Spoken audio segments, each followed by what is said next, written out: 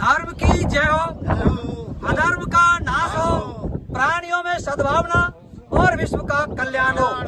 आज हम हैं सपोटा एरिया के मीर धाम नारेश्वर मंदिर पर। प्राचीनतम काल से तपोस्थली है। तपोस्थली का एक अनूठा यहाँ पर लोग सम्मान करते हैं, बेहद यहाँ पर तपस्या संत करते हैं। ये पूरा तीर्थ स्थल की स्टोरी आप न्यूज संभाग पर देख रहे हैं। संत महाराज की कृपा आप सब पर।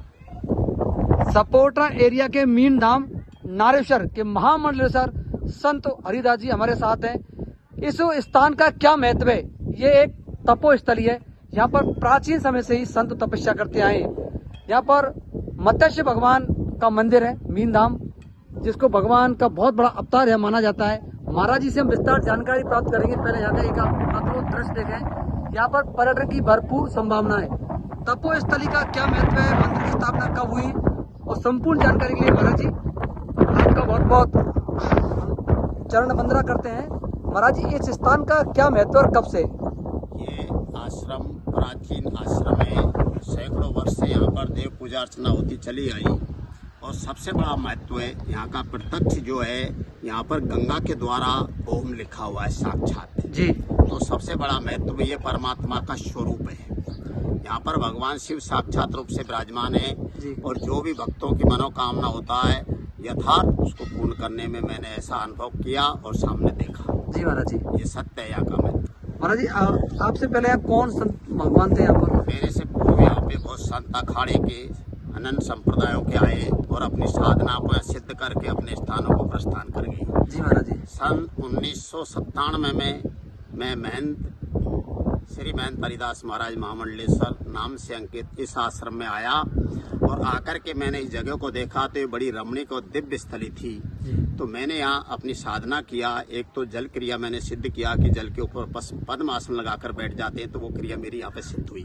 जी महाराज जी। दूसरा, यहाँ पर मैं आत्म ज्योति का दर्शन करने का मैंने साधना किया, तो उस साधना के द्वारा उसकी भी मुझे प्राप्ति हुई और अनंत प्रकार के अनुभव हुआ। फिर इस जगह से मुझे आस्था हो गई।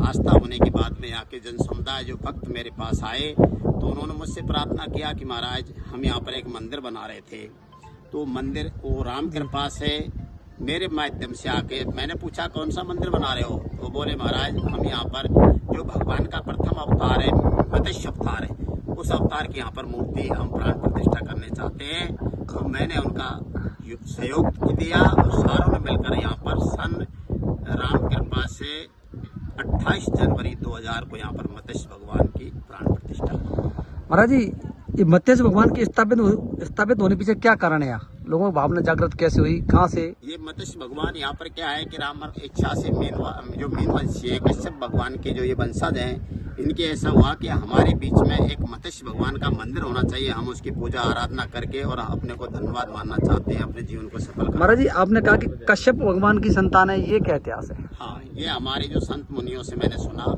ये जो कश्यप भगवान है उसके वंशावली है। कौन? मीन वंश के। अच्छा महाराज जी, आपने यहाँ लंबे समय तपस्या की। पहले आश्रम बहुत छोटा था, फिर आपने इसको डेवलप किया। आपको यहाँ क्या एहसास हुआ महाराज जी? क्या मुझे इस देव शक्ति की कृपा हुआ और उस कृपा के अनुसार हमने सन 2012 को यहाँ पर एक मत्स्य महायज्ञ का आयोजन किया और मत्स्य महायज्ञ के आयोजन में हमारे सामने यहाँ पर प्रत्यक्ष शक्तियों का प्रमाण मिला, उनका चमत्कार मिला। यहाँ पर क्या हुआ कि जब हमने इस यज्ञ को शुरुआत किया उससे पहले मुझे एक यहाँ पर बहुत बड़ा चमत्कार दिखा। वो चमत्कार क्या हो कि आकाश से एक सफेद बिजली जैसा प्रकाश प्रकट हुआ और बिजली की क्रोंद के सहित इस हमारे जो शिव भगवान की मूर्ति इनमें आकर के समावेश हो गया। फिर हमने यहाँ जय बोलो भोले शंकर की जय। उसके बाद में हमने जो यज्ञ का आयोजन किया था तो यहाँ पर भगवान शिव की ऐसी कृपा हुआ कि जो यज्ञ का चलते हुए यज्ञ में यहाँ पर राम कृपा से मधुमक्खियों का सैलाब आया। जी महाराज जी। और सैलाब आने से यहाँ से भक्तगणों ने मुझसे प्रार्थना किया, महाराज हम इससे भयभीत हैं, इससे हमारी रक्षा करो। तो मैंने सबको निवेदन किया कि आप भगवान शिव की शरण में जाओ और उनसे आप प्रार्थना करो। तो ये सारे भक्त भगवान शिव की शरण में आए और भगवान शिव की कृपा से वो मधुमक्खी का जो उनका विशालकाय समूह था, एक कार्यालय बना हुआ था यज्ञ समिति का, उस कार्यालय में एक जो चांदनी होती है उसमें आके लग गया और 2-4-5 दिन तक जब तक यज्ञ संपन्न नहीं हुआ उस कार्यालय की चांदनी में लगा रहा। उसके नीचे हम सहस्त्रों आदमी बैठते थे और यज्ञ के आगे की कार्यकारिणी उस कार्य को क्रियान्वित करती थी, लेकिन किसी मधुमक्खी ने किसी को एक डंक नहीं लगाया। ऐसा यहाँ पर भगवान शिव का प्रत्यक्ष चमत्कार हमने देखा। महाराज जी, आप पूजा अर्चना भगवान शिव की भी होती है? भगवान मत्स्य नारायण और राम कृपा से शिव, मत्स्य भगवान महाराज, हनुमान जी महाराज। और यहाँ के जो प्रधान इसका नामकरण है, जो नारेश्वर है, ये भगवान शिव की ही बनी हुई अपने जो मामलेश्वर ओंकारेश्वर ज्योतिर्लिंग है उसकी उपलिंग कहलाती है नारेश्वर।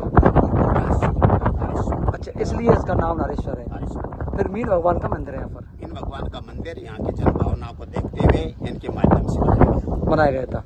महाराज जी, अब मुख्यमंत्री जी यहाँ पे आ रहे हैं, अब क्या चाहते हो, क्या होना चाहिए? हम मुख्यमंत्री से ऐसी इच्छा करते हैं कि इस हमारे जो ये तीर्थ स्थल है इसको एक सुंदरीकरण का रूप दें, और राम कृपा से सुंदरीकरण का रूप देने से हमारी जनभावना की यहाँ कीर्तन भजन जाप इत्यादि की भावनाएं बढ़ेंगी और भविष्य में यहाँ पर अनंत चमत्कार होते रहेंगे। जी, आप इस मंदिर के बारे में क्या जानते हैं?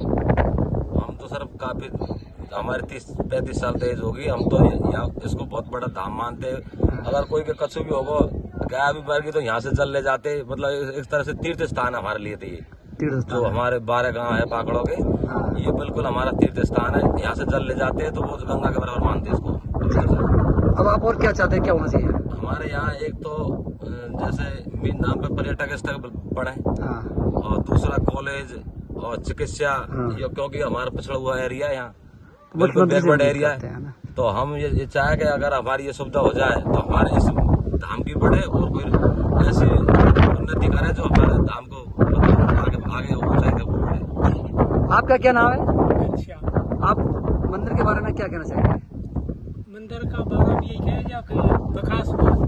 कब से मंदिर आप यहाँ पर है? बहुत पुराना मंदिर है। यहाँ से पहले भी मंदिर नहीं बने से पहले भी रात के 4 बजे अच्छा, उसको दी कोई कुमार बजरी बाबा 4 बजे आवा पे तो खाली बत्ती पूजा होती है। कौन करता पूजा करता? कौन करे? कोई दिखे तो शक्ति। हमारे जो पूर्वज बताते, क्या बताते हैं पूर्वज? हमारे पूर्वज ये बताते हैं कि एक सफेद गाय थी। सफेद गाय उस पानी के अंदर गई और जो आदमी नहा रहा है उसने सोचा कि डेली गाय अंदर जाती है, खा जाती है, तो उसने पूछ पकड़ के अंदर गया तो वो नीचे भी मंदिर था और उसमें वो गाय आज तक नहीं मिली।